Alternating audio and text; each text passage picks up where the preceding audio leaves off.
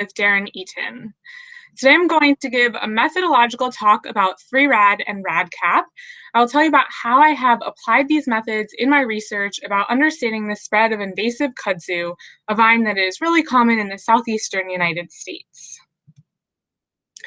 As population biologists, we often want genetic information from lots of samples in lots of populations, and we're still faced with the age-old question, do we have enough time and money to process all of the samples we want to process? In order to be able to process more samples, we can take a smaller, repeatable fraction of the genome in each sample. There are several reduced representation genomic library methods that do this, such as RADseq and sequence capture. As a graduate student, I was involved in the development of the Adaptorama series of library preparation. These were published in PeerJ in 2019. In addition to reading the manuscripts, you can find a lot of information on Travis Glenn's website, baddna.uga.edu. Adaptorama 1 presents barcode sequences to uniquely tag about 150,000 samples, and Adaptorama 3 presents the 3RAD protocol. 3RAD is similar to ddRAD. To briefly review the steps of ddRAD, DNA is cut with 2 restriction enzymes, then adapters are ligated to the ends of DNA fragments, samples are pooled together, size selected, and amplified with PCR. In 3RAD, you can include a 3rd enzyme, which cuts apart adapter dimers. The digestion and ligation happen repeatedly, so DNA chimeras are cut apart. It uses Adaptorama barcodes, so you can multiplex tons of samples. And you can also use a unique molecular index to tag DNA fragments before PCR. All of these things make 3RAD more efficient. You can use less adapters, less input DNA, spend less on sequencing than ddRAD, and you can bioinformatically remove PCR duplicates. These things allow researchers to include more samples in their studies while spending the same amount of money as other RAD protocols and certainly spending less than whole genome sequencing. 3RAD can be combined with sequence capture in a protocol called RADcap. Sequence capture methods work by capturing genomic regions of interest by hybridization to biotinylated probes, which are then isolated by magnetic pull-down. The probes are made from known sequences. RADcap gets around this by using 3RAD loci as the known sequences and does not rely on a sequenced genome. So the first step of a RADcap project is a 3RAD pilot project. You then synthesize baits for the loci you want to capture in the rest of your samples. In the rest of your samples, you do a library prep that starts off looking like 3RAD with the restriction enzyme digest, but ends with a sequence capture. By doing this 2-step protocol, you get all of the benefits of 3RAD, using less adapters, less input DNA, the ability to remove PCR duplicates, while also now targeting informative sites, reducing missing data, and for large studies, RADcap is even cheaper than 3RAD. What about the differences? So here I'm listing the differences between RADcap and 3RAD. RADcap is a longer protocol and includes a 3RAD pilot study in it, requires purchasing biotinylated baits based on knowledge of the genome. RADcap yields fewer loci, which can be good if your organism has a really large genome like a salamander or a conifer, or if your organism is a polyploid, or if you have limited money to spend on sequencing. RADcap and sequence capture methods in general have less missing data than RAD-based methods. Both methods have ascertainment bias coming from cut sites that have been lost in some of the samples. And lastly, 3RAD is cheaper than RADcap for small studies. So what counts as a small study? Here is a figure showing for what size study it is cheaper to use RADcap or 3RAD. The relative price of 3RAD and RADcap is dependent on the number of samples in the study. So the blue line is 3RAD, and the cost increases by $13 per sample. And the red line is RADcap. This shows that with around 260 samples or 3 plates, RADcap becomes more economical than 3RAD, and it's worth it to invest in buying the probes. It is also possible to combine probe sets for different projects. If 2 projects are combined, it is as if the cost of the sequence capture is cut in half, and now only 131 samples make RADcap cheaper. I also want to highlight the differences between RADcap and HyRAD because many of the talks in this social hour are using HyRAD. HyRAD is also a two-step protocol in which the first step of the protocol is ddRAD of a single sample. Then adapters are removed and library DNA is labeled with biotin. These biotinylated DNA fragments are the baits used in the sequence capture prep. I've listed some differences in this table. RADcap allows for PCR duplicate removal with only 1 out of 65,000 false positives per locus and more multiplexing. Genomic information is required to make the baits in RADcap. RADcap can be cheaper because you are doing RAD library preps, whereas HyRAD does genomic library preps. RADcap can use any SNP caller, including iPyRAD or GATK, and HyRAD requires a custom pipeline. The RAD prep also means that RADcap requires both enzyme cut sites to be present, and it's not optimized for degraded samples. In HyRAD, baits are made more quickly and cheaply, and HyRAD produces more loci, which are selected by length, whereas loci are selected by length and polymorphism level in RADcap. So this means that HyRAD requires more sequencing for big genomes, and missing data will be much higher for HyRAD than for RADcap. Okay, so with the time I have left, I want to introduce you to kudzu genomics. Kudzu is a vine that was introduced from somewhere in Asia to the United States in the 1800s, and then imported, cultivated, and distributed on a wide scale by the Soil Conservation Services in the early 1900s to prevent erosion. In the southeastern United States, populations can persist in the same location for many decades, and there's a lot of folklore about kudzu. It's known as the vine that ate the South, and poet James Dickey wrote, "In Georgia, the legend says that you must close your windows at night to keep it out of the house." So I wanted to ask, where in Asia is the source of kudzu? So over several years, the Mauricio Lab at the University of Georgia collected kudzu from the native and invasive ranges. We chose to collect 3RAD data because we have many samples. 712 samples from 82 populations is what I'm presenting data on right here. As I said, it's a very common plant, and we wanted to get a precise picture of population genetics in the invasive range, and we wanted to sample as many source populations, like putative source populations, as possible. So we made a maximum likelihood phylogeny, shown on the left of the slide, to see which of the native populations cluster with the invasive populations. And here I have collapsed nodes with low support, and you can see that there's this really large polytomy that includes samples from the United States, from South Korea, Japan, and China. And this is a product of kudzu being clonally reproducing, and it supports anecdotal evidence that kudzu was imported in mass and distributed widely all over the United States. I also collected samples on a fine scale in several different urban areas. This is a map of Athens, Georgia, and the map covers about 8 square miles. In this city, I collected 480 samples from 59 locations, and I genotyped them with 1,000 RADcap loci. I then did a spatial principal component analysis and used the first 3 principal components to assign a color and plot the locations of the samples on the map. Even though there wasn't a strong pattern at a large scale, we do see a pattern that more geographically nearby populations are more genetically similar. And this likely represents more recent movement because it's been about 80 years since people have stopped planting kudzu in the United States.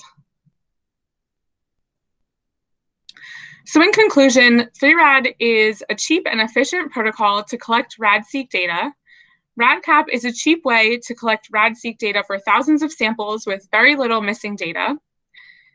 And invasive kudzu could be from northern China, Japan, or Korea, but I've ruled out southern China and Taiwan. And invasive kudzu shows isolation by distance at a fine scale. So I would like to acknowledge the Mauricio Lab at the University of Georgia, the Glenn Lab at the University of Georgia, the Eaton Lab at Columbia University, and you can tell this is an outdated picture because we're all sitting in person. And I would like to acknowledge NSF for various grants. I'm happy to take your questions now. Great, thank you, Sandra, for the great talk. If you have a question, just type in a question mark in the chat, and I can call your name, and you'll unmute yourself and ask your question.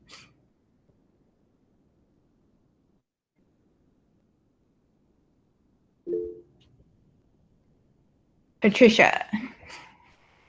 Hi, Sandra. I think I just missed it. You were saying that in 3RAD you can remove PCR duplicates easier. Would you mind explaining that a little bit? Sure. So I didn't include a picture of the library molecule, but I wish I had one now so I can explain this. So the way that the barcoding works is that on each molecule, there is 4 barcodes. So we have an inner barcode that maps out the location in the plate. So you just have to use a row and a column index, and then you can uniquely barcode 96 samples, each sample in the plate. And then there's 2 external barcodes, which are in the I5 and I7 primers, which can work the same way. So you can uniquely tag different plates. So basically we take the index in the I5 barcode and turn that into a molecular tag by putting it on before doing any PCR. And then we use that plus the sequence of the locus to identify unique molecules that are not the product of PCR. I see. Okay, and you don't have, because normally in ddRAD, the ends of the molecules are always the same, and that's the problem for removing PCR duplicates bioinformatically, right? And you do not have that in RADcap because of the capture part of it. No, you still do. So the ends of the molecules are still the restriction enzyme cut sites. They are flanked by both of them, but outside of the sample DNA or the organism DNA, I'm putting on a unique molecular index in the position of the I5 barcode, and I'm putting that on before any PCR happens. Okay. Okay, I see. Thank you. Yeah. Cool, thanks. You have 2 more questions, Matt. Yeah, so one quick question. So when you're designing the probe, so that's designed from the initial 3RAD experiment, and yeah, are you able to get longer loci because you're using probes to pull out your sequences of interest rather than like 100 base pair traditional loci length? So the first part of your question, the answer is no. I cannot scaffold loci together, but I am getting loci longer than 100 base pairs. So I can get loci basically just less than 1,000 base pairs. So it needs to be able to be sequenced on an Illumina machine. And the reason why I can't get longer loci is because I'm using the 3RAD library prep as in the RADcap reaction. So I'm making a 3RAD library and then selecting out loci from that with the RADcap probes. Okay, great. Thank you. And I think we have 1 more question from Elizabeth.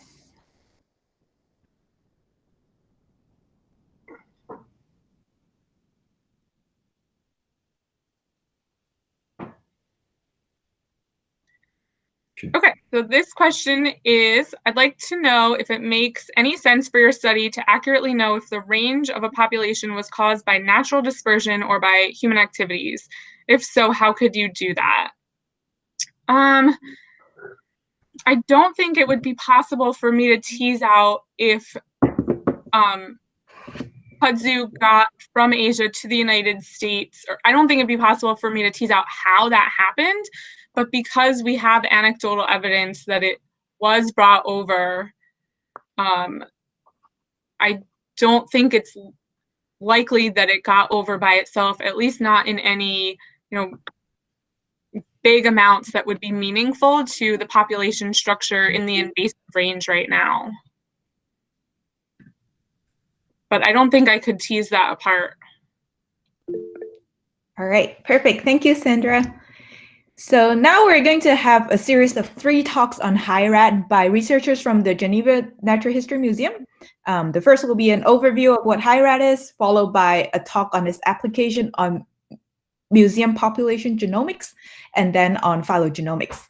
So to start us off is Dr. Nadir Alvarez. Nadir is the head of research and collection at the Geneva Natural History Museum, and he's going to give us an introduction to HyRAD.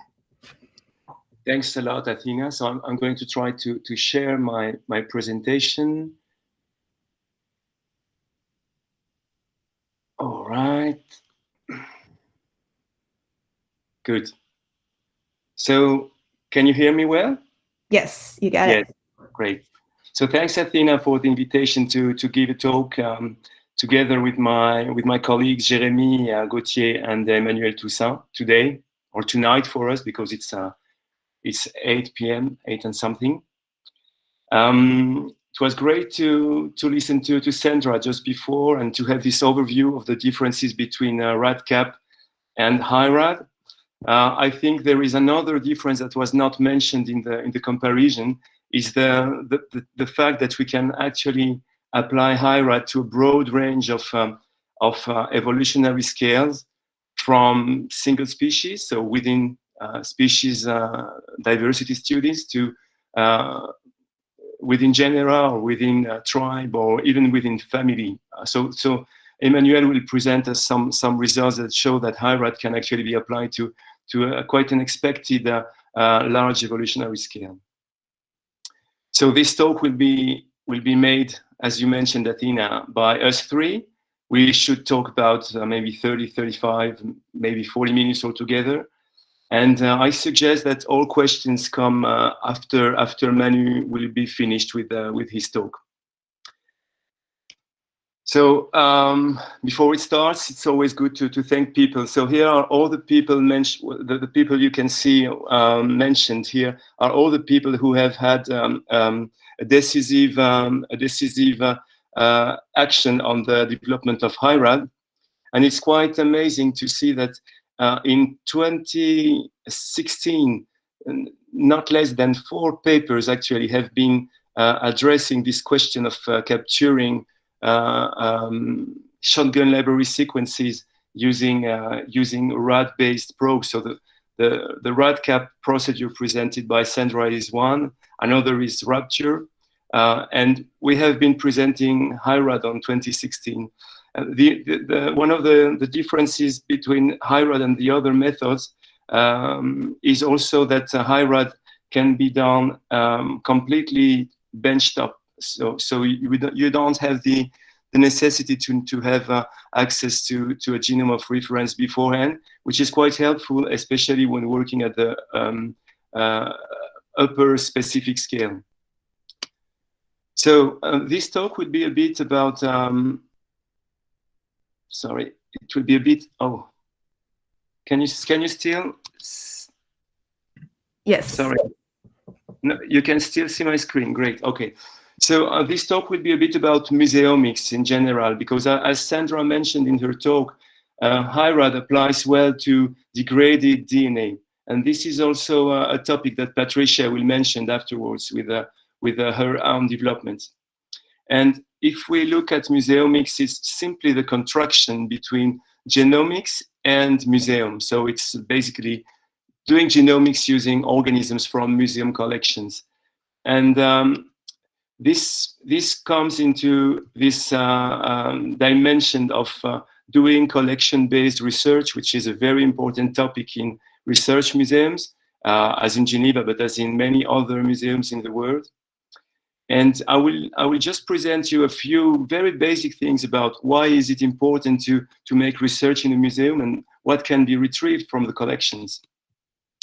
But first, just a guess, probably many of you already know, but maybe some of you won't. So I'm asking the question, how many specimens are housed in natural history museums all over the planet? And the answer is over 1 billion. I mean, in Geneva, we are quite modest. We have 15 millions of specimens. And for each specimen, as you can see, for instance, in those pin-mounted flies, there is a label with information about the species, the locality, the date of collection, the scientists who made the determination, the identification, the determination. So there are very, very important information associated to each sample.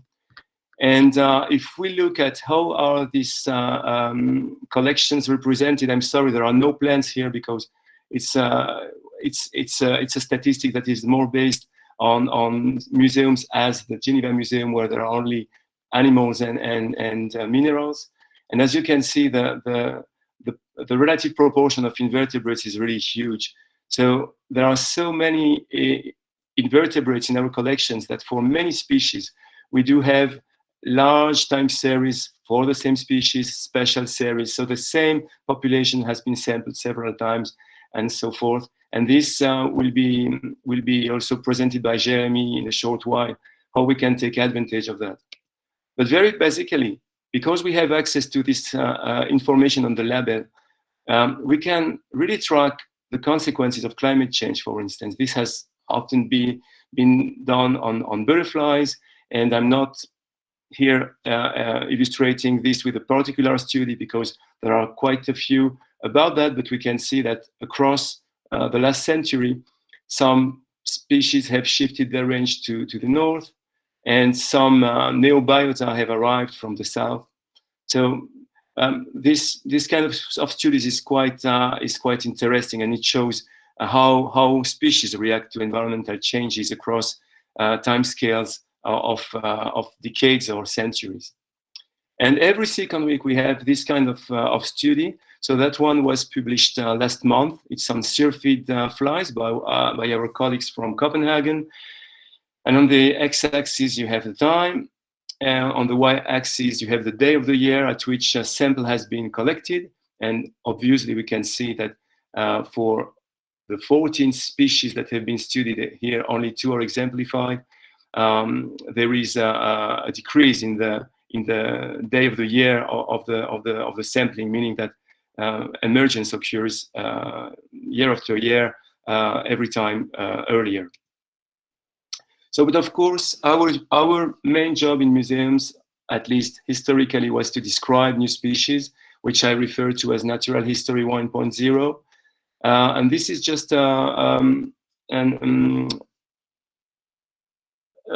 graphic with the different biological groups for all the species that were identified in the Geneva Museum. So there are about a bit more than 10,000 species, 10,000 taxa described over the last 200 years. And we may think, okay, well, that's a relatively modest number, but it's still about 1% of all the described species on the planet. So we have this role, this very important role to describe diversity, always in this idea that you can only protect what has been described and what has been de-identified and what has a name. So this is really our main job. And then, of course, we have many side projects on the evolution of populations of species, which we find very cool, and we are happy to work on. So, but now let's talk about genetics and museomics. Until the late 80s, there was a paradigm that was very clear for people. It's not possible to perform any genetics on museum samples because DNA is degraded, and it's just useful to make, well, museum samples are just useful to make morphological studies, maybe correlating this with ecology and biogeography. And very, very quickly in 1989, so 2 years after this review claiming that actually museum specimens are not good enough for performing genetics, we have this amazing paper by the Pebo team in which they were able to sequence a short fragment of the mitochondrion of the marsupial wolf or Tasmanian tiger and put it in a phylogeny. So it was an extinct species which went extinct about 40 years before the study was published, and still they could put this into a phylogeny. So this was the first the very first milestone in museomics somehow. And then things went amazingly fast. In 28 years, from this single barcode in the mitochondrion, the whole genome of the Tasmanian tiger and marsupial wolf are synonyms. So the whole genome of this species, which went extinct in the 40s, was completely sequenced and annotated. So one might ask, why applying genomics to natural history collections? And so there are many reasons to apply genomics to natural history collections. Here I will just talk about 4 of them. The first 3 will be tackled a bit by Emmanuel, especially the 2 and 3, and they are about describing new, previously unknown species, because we can only preserve what can be named. Secondly, about resolving systematic uncertainties, and third, deciphering the evolution of biodiversity across time. And a fourth point of interest, which has many connections with the talks we will be listening today outside the HyRAD world, is about analyzing the genetic or also epigenetic signature of collection specimens to identify demographic trajectories. And of course, we can also track adaptive or non-adaptive responses in those populations to environmental change. But of course, before moving to these very cool studies, we have to overcome the limitations due to DNA degradation in museum specimens, which was the main issue when actually people were starting doing Sanger sequencing. They thought, wow, DNA is too degraded in museum specimens or in herbarium specimens. They are just useless for genetics. So we have to overcome this DNA degradation that make museum specimens not prone for genetic studies. This is a schematized distribution of ancient or historical DNA. Historical DNA refers to DNA that has been extracted from samples that were collected on purpose for museum collections. Ancient DNA is the DNA you can extract from bones or macrofossils, from from specimens that are maybe a few decades, hundreds or millennia of years. And as you can see, the distribution is very often below the 200 base pairs threshold. Obviously, there are shorter barcodes that could be still applied to some of the samples. But overall, if we're working at a broad scale, it's not very satisfying to perform standard genomics or standard genetics. So when we started developing HyRAD, maybe in 2014, we had 2 papers that were really appealing to us. The first was by Carpenter et al. It was a paper describing hybridization capture with ancient DNA. And you can look at the title, pulling out the 1%, meaning that in many ancient samples, there is only 1% of endogenous DNA and all the rest is contamination. So this capture with appropriate probes allows to only pull out this 1%. And the second paper that was inspiring to us is the ddRAD paper by Peterson and colleagues. And from these 2 papers, we actually produced HyRAD, and we have this paper in 2016, this magic year for hybridization capture using RAD probes. And we have also then different declinations of HyRAD, one that is based on messenger RNA. And since then, we have been publishing a bit about HyRAD. We have at least 2 studies published, but not a real update on the methods, whereas in the background, we've been working a lot on the method. So we've been improving quite largely many different steps of the protocol. And now one of the major changes that we use is that we use RNA-based probes. So meaning either you start with DNA or RNA, but at the end you still process a transcription into RNA, because the hybridization between RNA and DNA is much stronger than DNA, so that if you are working with very, very low amounts of endogenous DNA, it helps. So now I will just go for those people not really aware of how HyRAD works. I will just go step by step on a schematized a protocol. So the first step is, of course, to extract DNA from ancient or historical tissues. And obviously, in these extractions, there are contaminants, but also endogenous DNA. And then we perform a standard shotgun library sequencing prep. We use a homemade protocol, but you can also, of course, use a kit, a commercial kit for that. And in parallel, we have to find some fresh samples from the target species, or if we work at a broader evolutionary scale, let's say a genus, then we have to find several species that span the genus pretty well in terms of diversity. So we extract genomic DNA from these fresh samples, and then we perform a standard ddRAD library.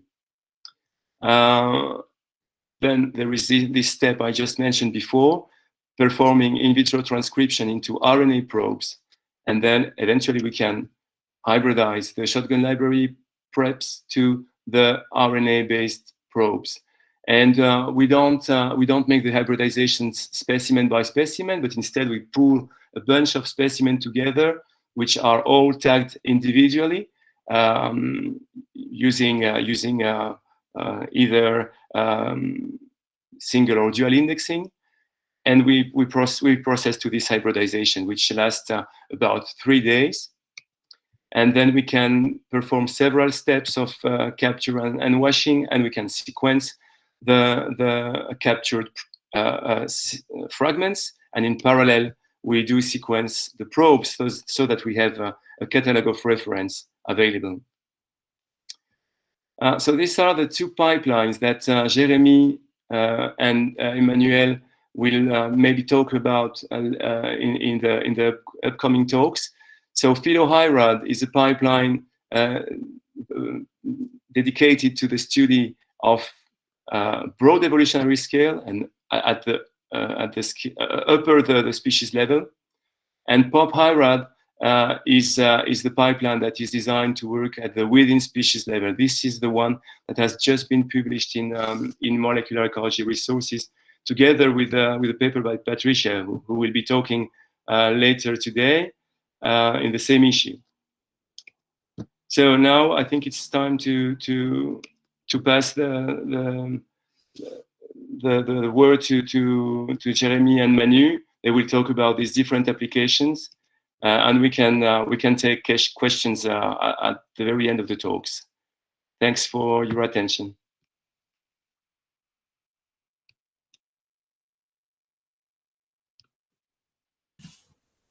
So I will just stop presenting, right? And now, Jeremy, you can enter. Yes, I'm trying to.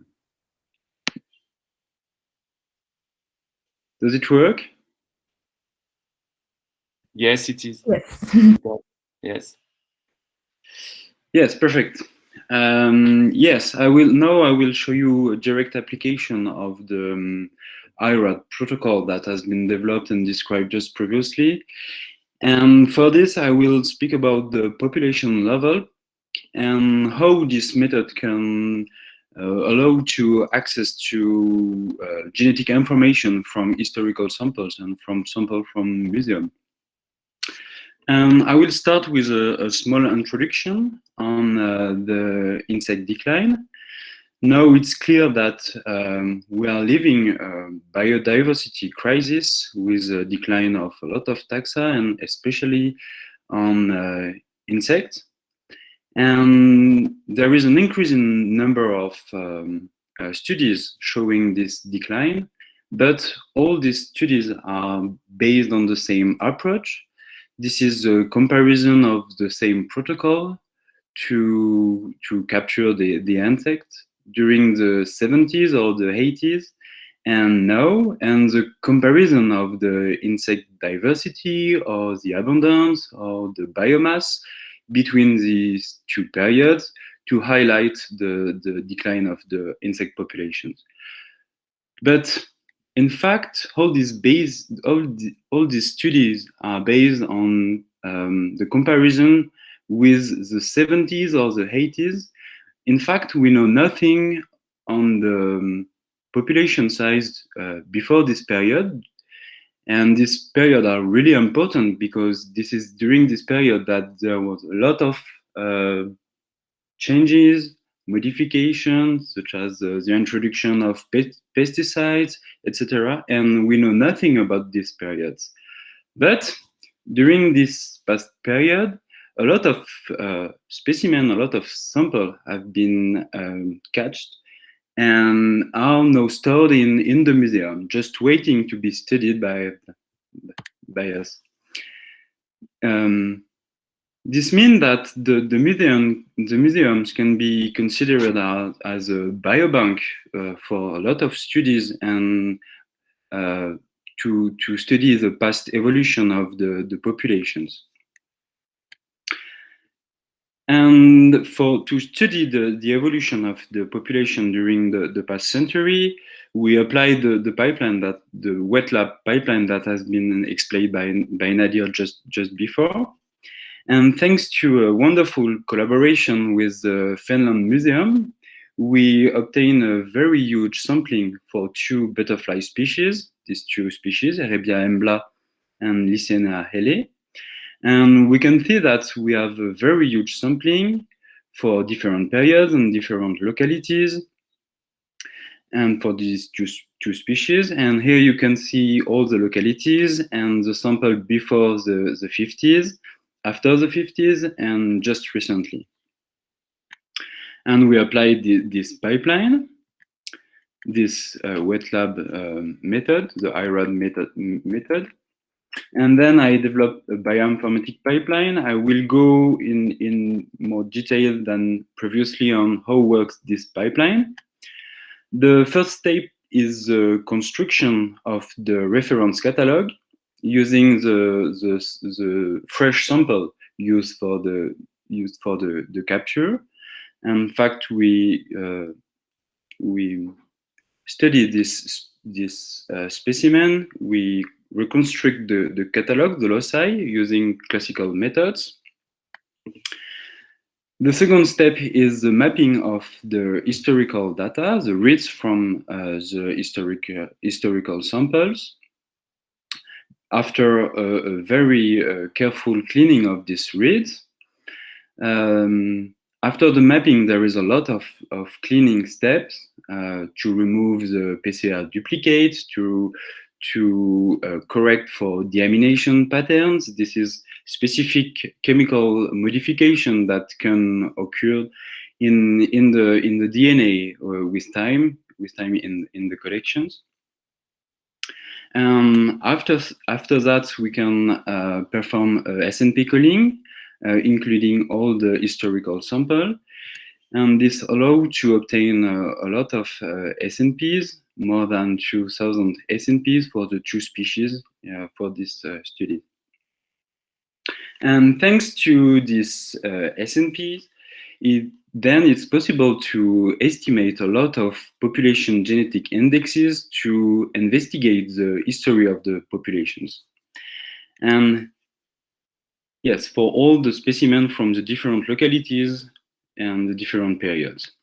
And here you can see that we can estimate the genetic diversity from these SNPs.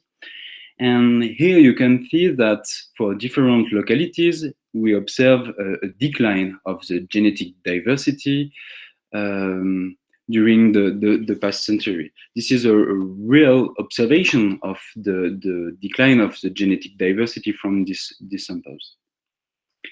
here you can see that at the local scale, but we also investigate the decline of the diversity at the global scale, combining the sample from the whole Finland, and we observe the same pattern, which is a decline of the genetic diversity.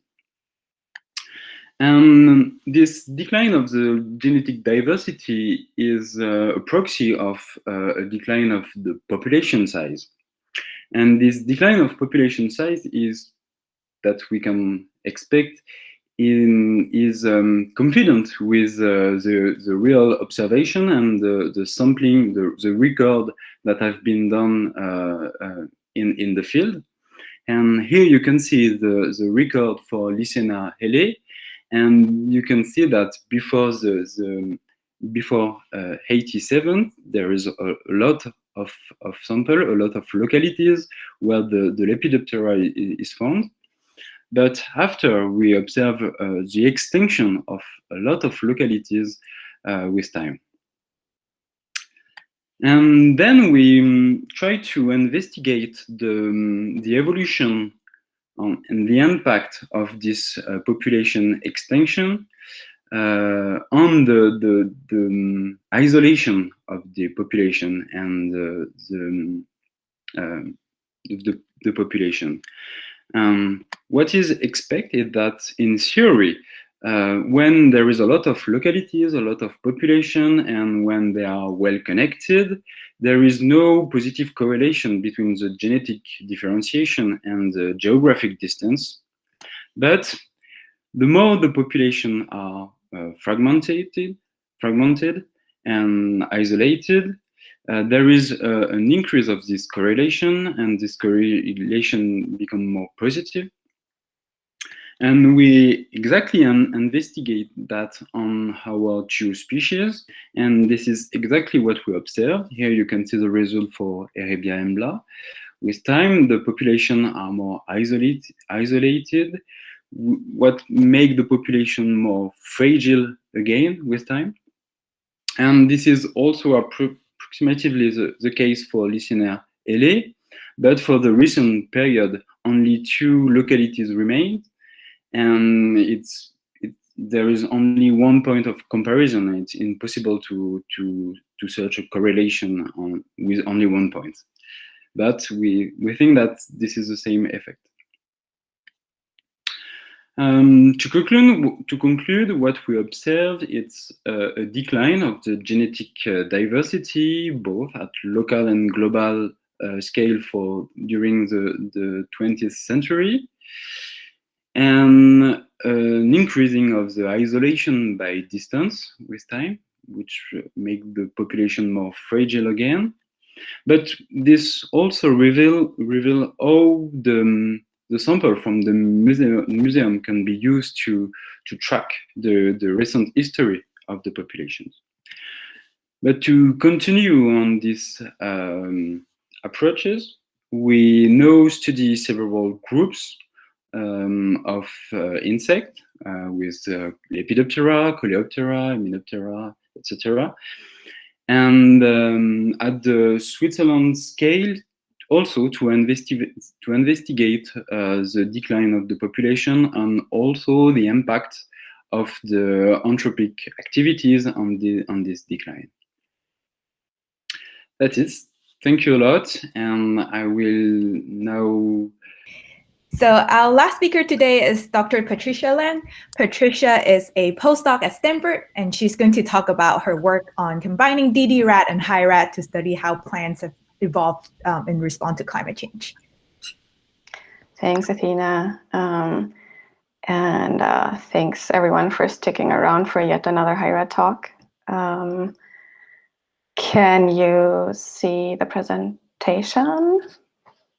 Yes. Wonderful. Okay, so I'm gonna move on from beetles and talk a bit about plants. And so what we heard previously already is that obviously collections from museums like the ones that we have at Cal Academy, but also any other place, are incredibly rich resources for following organisms and see how have they changed over the last 200-300 years, how have they adapted to the changing environment. And for plants, those collections are herbaria, where we have pressed and dried specimens, like you can see to the top left, bottom left there. And the collections that we have document plants from all over the globe and over the last 200 to 300 years. Now, if we want to have the best possible sort of picture or timeline of how plants have changed genetically over time, then of course we want really dense timelines to the past from our museum collections.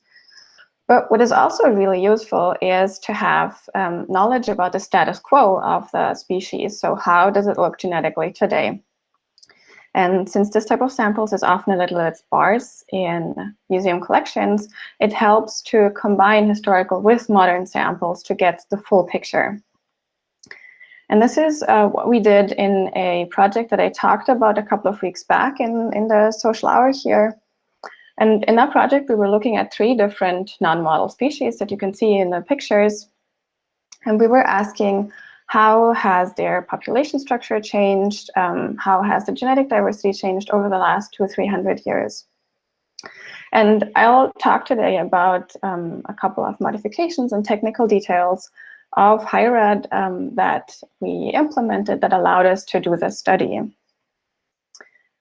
Now, the first question that we had was, so we had quite a lot of fresh samples. We had like 200 per species, and we didn't want to do capture for all of our modern and historical specimens. We only wanted to do capture for historical and normal ddRAD sequencing for the fresh samples. And our question was, how can we make sure that we have enough overlap between the 2 methods to do a normal joint analysis? So, of course, for that, the most important thing is that the baits that we use for capture are as similar to the ddRAD libraries as possible. And for that, we just do a parallel processing, which is kind of straightforward. And that gets most important at the point where you do the size selection of the fragments, because that is a step where you can introduce a lot of bias in the samples, in RADseq in general. And to make that easier, we introduced different adapters to the samples and to the baits. So we processed them in parallel with those different adapters, and then pooled all of it together in a single pool that we then size selected in a single lane. And having the different adapters afterwards allowed us to specifically amplify to get, again, a sample pool and a bait pool. And then we went with the sample pool for sequencing. And for the bait pool, having these different adapter sequences allowed us to actually skip the step of enzyme removal of the adapter sequences. And that is pretty cool because it's 1 step less of work, but it also allows us to have our baits basically immortal. So if we decide to do new captures, we can just keep on amplifying those baits and have the exact same bait set for new captures once we have more money for sequencing, for example.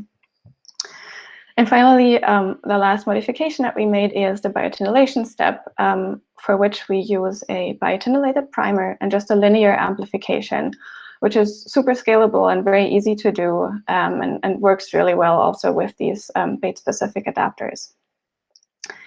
And we found that the combination of ddRAD and HyRAD through these slight modifications in the protocol works pretty well. And we can look at this when we look at the fraction of reads that we map from our ddRAD and our HyRAD libraries. So this is just for 1 species. Now, I said the species that we worked with are non-model organisms. We didn't have genomes. So we made a reference assembly based on all the fresh reads that we had from our ddRAD sequencing. And of course, the fresh reads map very well back to that assembly, about 95% of reads. But what was really great was that also the historical HyRAD fragments mapped in really high percentage. 85% of the reads mapped back to that assembly. And that means that we have 85% of historical fragments that are in target, that are representing the same genomic fragments that we also have in our ddRAD libraries. And that's, of course, really promising and reassuring for the continued analysis that we then later on wanted to do.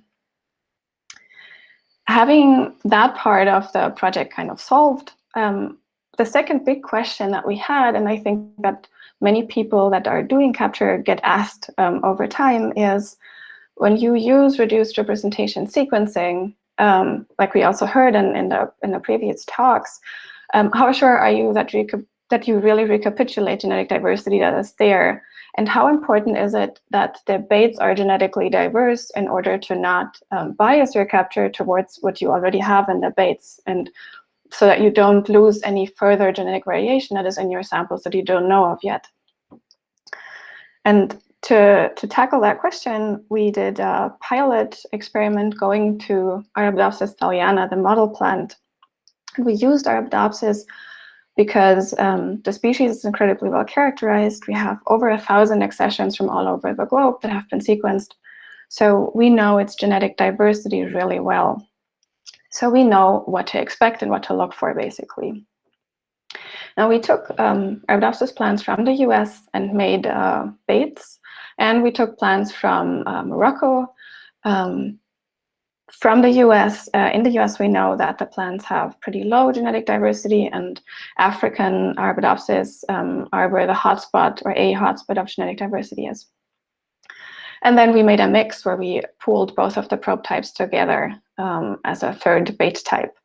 And we captured different ancient DNA libraries, both from samples from the US and samples from different African countries, and did an all versus all capture approach, where we capture US samples with US probes, with the mixed probes, and with the Moroccan probes, and vice versa for the African samples. Then we went for sequencing. Now, what kind of genetic diversity are we expecting to see? We can look for this at shotgun whole genome sequencing of the samples that were captured. We have historical samples in triangles in this plot and fresh samples in circles. And we see that we find Tanzanian and South African samples clustered to the left, a sample from Algeria in the middle, and then Moroccan and US samples on the right.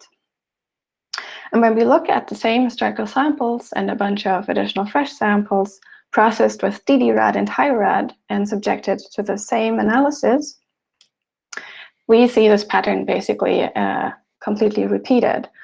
So again, Tanzanian and South African samples to the left, Morocco and the US to the right, and Algeria in the middle, which proves that with those reduced representation methods, we can really recapitulate very broad genetic diversity that we have in our samples.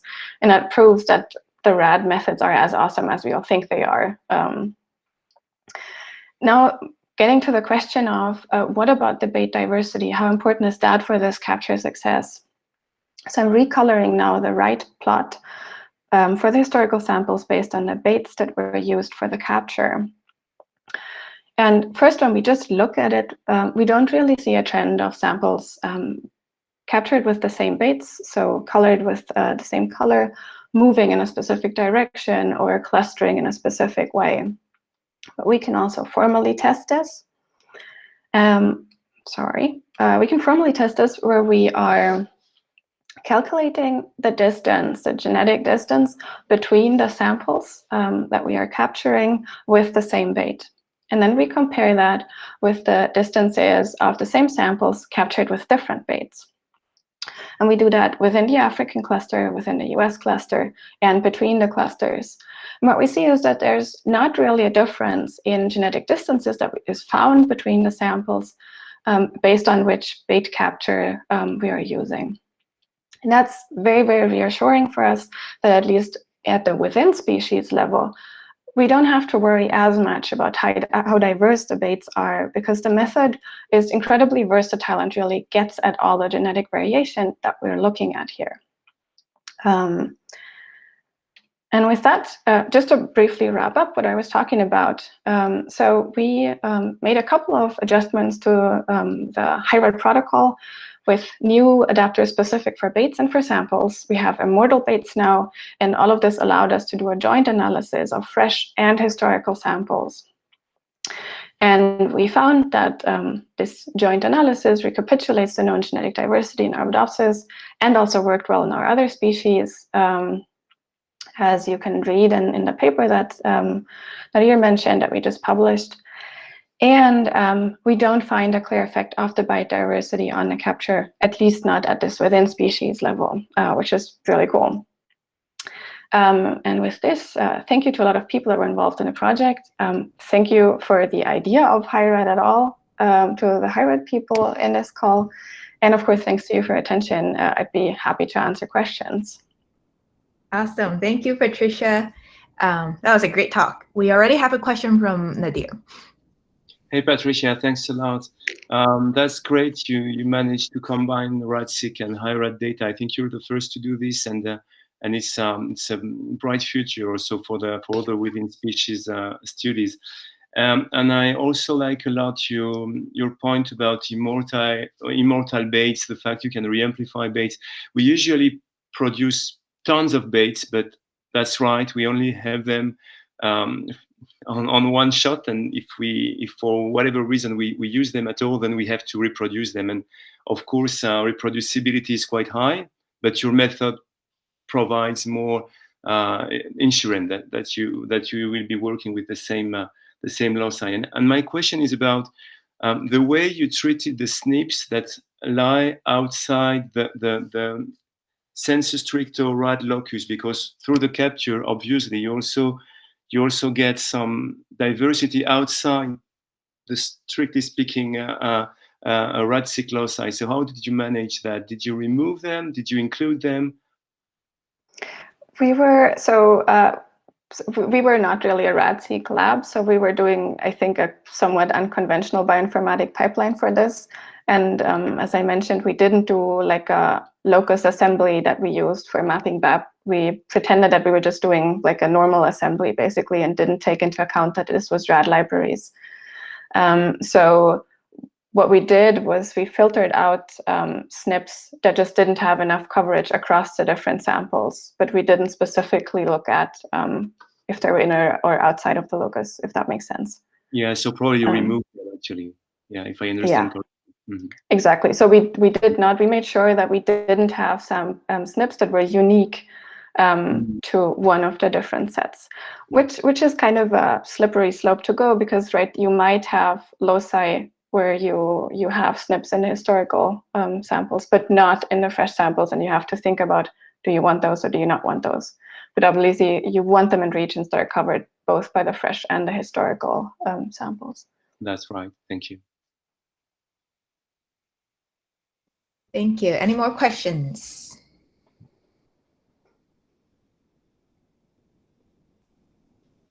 Great. If not, I just want to thank all the speakers for your great talks today, and everybody for participating and the great discussion. Next time, we're going to talk about microbiomes, so please join us again. I've also opened up more speaker spots on the 17th. It will be open topic, so please sign up if you would like to present your work on any genomic-related projects. And if there's any speakers you want to nominate, just shoot me an email too. Thank you so much. See you guys. See you. Thanks, Athena.